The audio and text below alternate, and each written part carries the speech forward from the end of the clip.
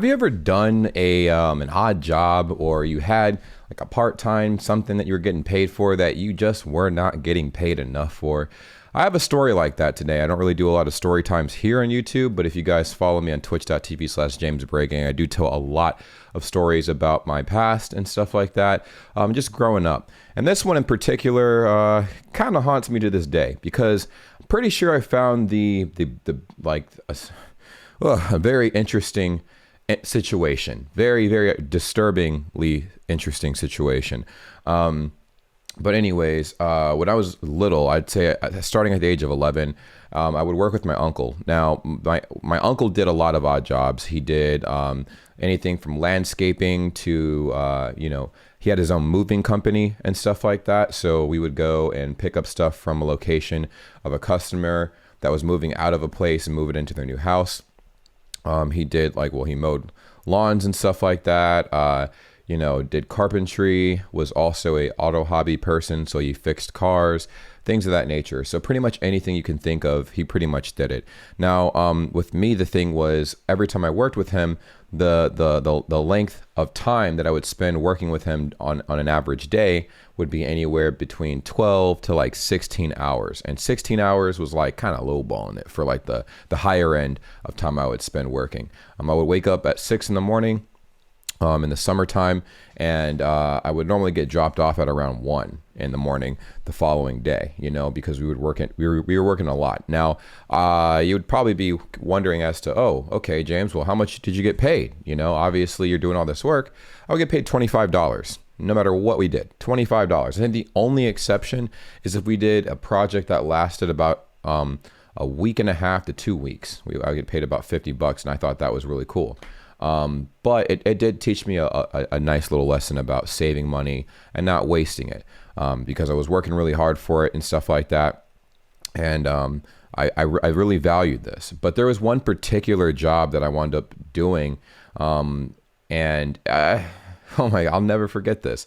I will never forget this. Now, the thing about my uncle is he's a very busy person, right? And, whenever he worked, he would always make sure that he had a team of people working with him. Now, I'm not sure how things are in Germany and stuff, because I know a lot of the people that follow me are from Germany. But, there's a lot of department stores here and stuff like that. And outside of these department stores, there's a lot of people who are unemployed that are kind of just hanging around, So in most cases, at least in the city where I grew up, right? There were a lot of people just hanging out outside of department stores looking for work, like odd jobs. So what my uncle would do, and I'm not, to be more blunt too, a lot of these guys that didn't have any form of employment were mostly illegal immigrants. So my uncle would pull up in a truck. He would grab as many of the people that were standing on the side of the building as possible. He would have them hop in the truck, and it wasn't just legal immigrants. It was people who were, either homeless or maybe they weren't homeless, but they just didn't have anything to do. But he'd throw them in the truck, and he would drive them to different locations and tell them what to do and pretty much pay them at the end of the day. So that being said, like I said, at the time, I think I started working with my uncle at 11, but in this particular instance, I think I was 13 years old. So I was 13, and I had already worked with my uncle for a while. And my uncle's like, hey, there's a job, it's on the south side of Chicago. It's a little bit more dangerous. And I'm going to, this is what we're going to do when we get there. So the job was very interesting, right? I don't think I'd ever done anything like this before. So I had to swap out a water heater. Mind you, I'm 13 years old, so I don't know how to do anything. So he's like, all right, I'm going to show you what to do. You're going to disconnect this. And I'm going to need you to just clean up the area down there. Apparently it's kind of messy or whatever. And that's it. But I'm going to drop you off, and you're going to take care of this yourself. But, of course, we're going to go down there together. I'm going to show you what to do, and then I'm going to leave.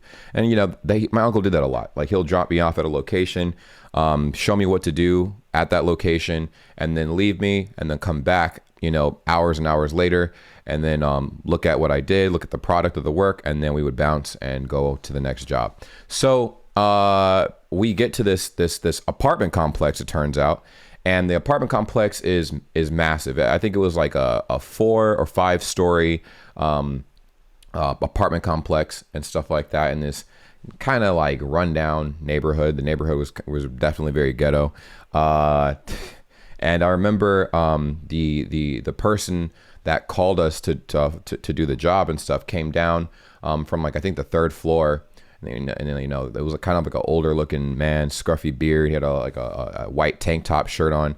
He's talking to my uncle and stuff. He's like, yeah, man, like, you know, the heat's not working. It was cold too. I forgot to mention that. It was definitely cold because I had like a hoodie on and a long sleeve shirt underneath my hoodie. And I had some gloves on and stuff like that. But I had to wear gloves anyways because what I'm about to explain is very interesting. So he's like, yeah, man, like the water heater isn't working and stuff like that. It's cold and blah, blah, blah. So we're like, all right, bet, let's go check it out. So we go down to the basement level, right? And, you know, of course the door is locked because, you know, you have the laundry room area that was like, you know, for the entire building. Everybody had to go down to the basement level to do their laundry. And it was interesting too, because the washer and dryer, I'm not sure how they have them in Germany, but they were the type of washer and dryers that you had to pay to get them to work. So you would slide 4 quarters into the washer and into the dryer, and you would push it in and pull it back out, and then the washing machine would start and the dryer would start, you know. Anyways, right across the room from that was a door, and the door was locked. So of course the tenant, or the I want to see it was the landlord or whatever, but he was also living in the building. So he unlocked the door to the water heater room, the boiler, I guess the boiler. So opens the door, and I smelled probably the worst thing I had ever smelled in my life. The worst possible thing I've ever smelled in my life. So what was in the room of the door that he just opened, it was dark, but there were window panes kind of all around the room because we were like in the basement level and stuff. So I think it was about like high noon. So the light was kind of shining through and everything.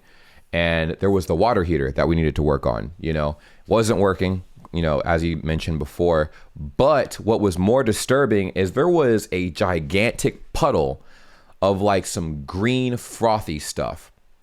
And then the guy's like, all right, that's all you guys need? We're like, yeah. So he's like, I got to go somewhere. I'll be back, you know, probably later. We probably won't see each other after this. So the guy leaves, right? And my uncle kind of has this puzzled look on his face. And I'm like, oh my, and I already have like a grossed out look because I'm like, what's going on?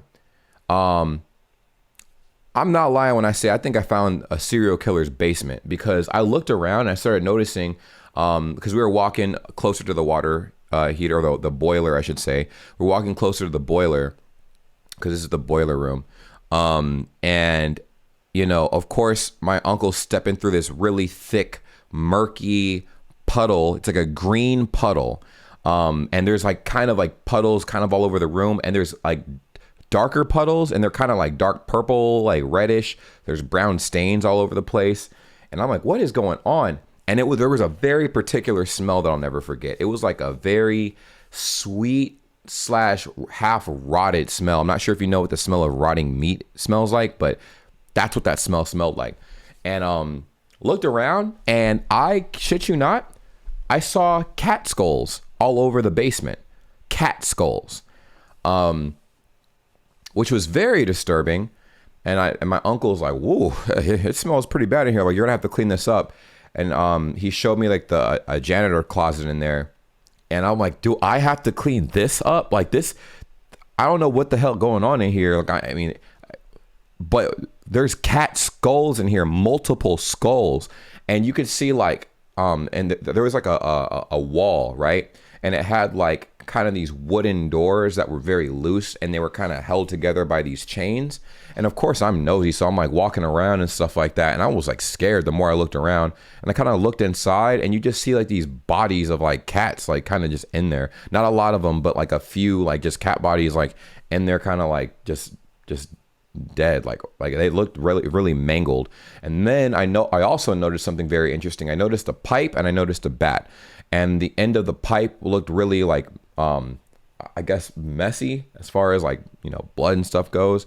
Not fresh blood, but it looked like what could have been dried up blood. I don't know if it was dried up blood, but it looked like that. Same with the baseball bat. The baseball bat looked just mangled at the end of the bat and stuff. And I'm like, do you think somebody's been beating these animals like to death? Like, which is crazy. And he's like, I don't know, but that's not what we're here for. So he showed me how to work on the boiler.